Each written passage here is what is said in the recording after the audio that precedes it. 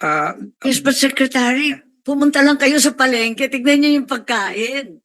Yung presyo per kilo, 91.22 pesos. Anong mabibili mo? Pagkain pa lang yun, ha? Wala pa yung pamasahe, wala pa yung pabahay, yung utilities mo, edukasyon ng bata, gamot, damit.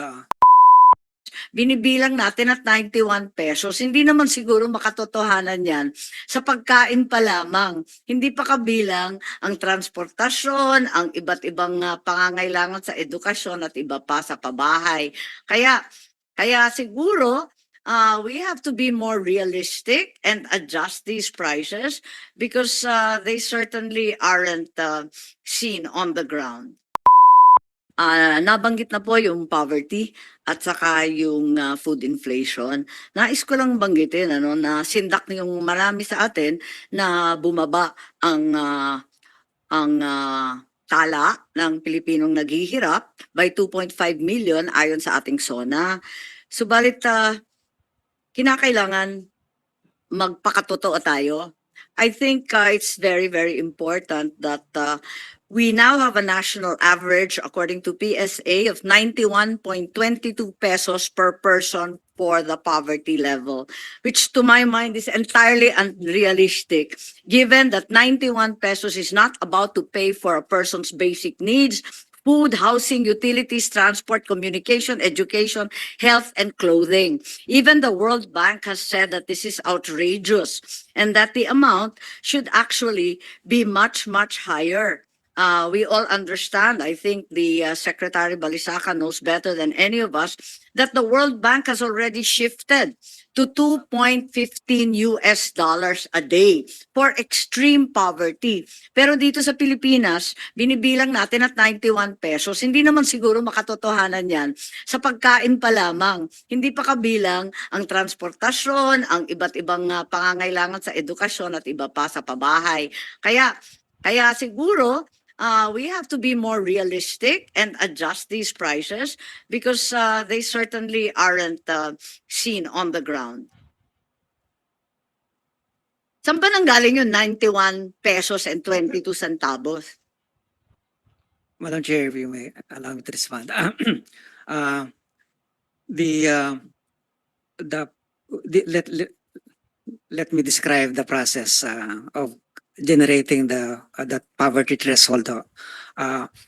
The various agencies of government, particularly the Department of Health through its Food and Nutrition Research Institute, came up with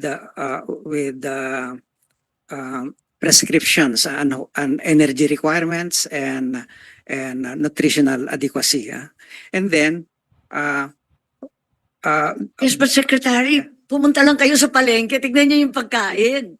Yung presyo per kilo, 91.22 pesos. Anong mabibili mo? Pagkain pa lang yun, ha? Wala pa yung pamasahe, wala pa yung pabahay, yung utilities mo, edukasyon ng bata, gamot, damit. So I know it's been very meticulously calculated. But what about the realistic amount?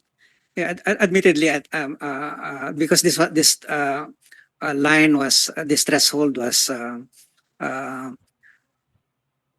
established a decade ago, and it's not only adjusted for inflation.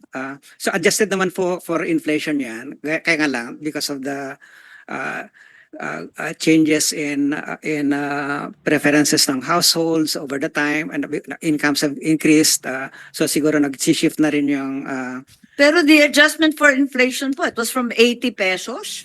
80 pesos and 20 centavos. It barely acknowledges the inflation that we've seen in food. That's gone up to 60% with certain commodities. No, this for 2023, yung 2024 wala pa tayo doon ho.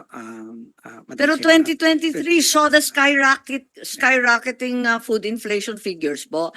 Kaya I'm wondering where at 91.22 derives dahil it's really far from the reality on the ground. yung 91 din ho is just for per person per day yun. And then it's the average for the entire Philippines. Hindi yung that number varies across the areas depending on the cost of living ho. Sa Metro Manila mas mataas. Maski sa Mindanao, kung sa mura yung pagkain, walang aabot ng 91 pesos. But as I With all due respect po. Yeah, as I explained yesterday ho, the purpose of our purpose in setting that standard from the very start. Say we started this about 2010 or 2012 around that time. Our purpose was to measure the changes in poverty over time without changing your standard. So pare-parehong standard. Of course, kung may inflation, we adjust for the inflation. But otherwise, the basket of goods and services constant throughout the time. So ang nangyari, because we wanted to find out whether the programs, the strategies, the policies are making a dent on poverty, whatever that standard or norm that we set up from the very beginning. Now, we of course wanted to make sure that that conclusion that we derive from the data that we are picking up is robust. And so we subject it to different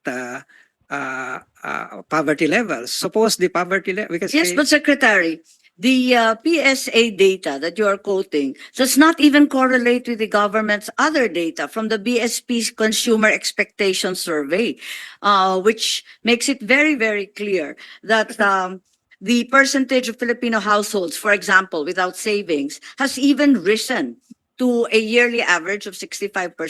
Mas totoo yung sa BSP. At nagmamatch ito sa self-reacted poverty ng SWS at yung iba't iba pa. Yan din ang nararamdaman natin at nakikita. Kaya nagtataka ako kasi parang nag-iisa, namumukod tangi yung PSA. Samantalang mismo yung BSP, ibang-iba yung datos eh. I don't think that, Madam Chair, that the metrics are the same and the questions are the same.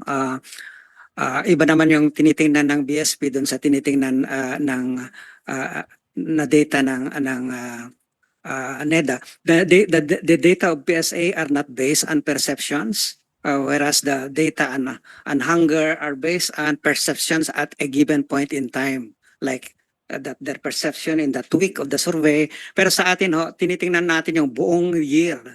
Anong nangyari sa sitwasyon nila, sa incomes nila, sa expenditures nila in the entire year. And it covers not just the cash income, but they're also including the transfers that they receive from the government, the transfers, income transfers that they receive from relatives, locally or abroad.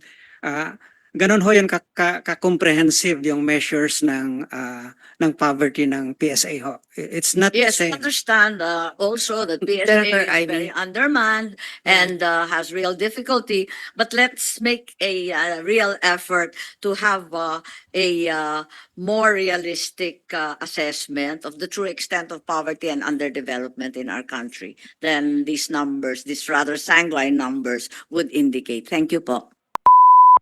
Umani naman ito ng iba't ibang reaksyon mula sa ating mga netizens. Ayon kay Melvin Starita, this BBM government is a circus of jokes. Taga saan planeta ba itong sekretary na ito? Pahayag naman ni Edmund Sanchez, ito ang nagpapatunay na hindi alam ng mga nasa taas ang nangyayari sa ibaba. At ito naman ang saloobin mula sa ating kababayan na si Michael Miranda, resign NEDA secretary or abolish NEDA, 91 pesos, kulang yan sa everyday na pamumuhay. Mga kababayan, feel free to comment below para maglabas ng saloobin sa balitang ito.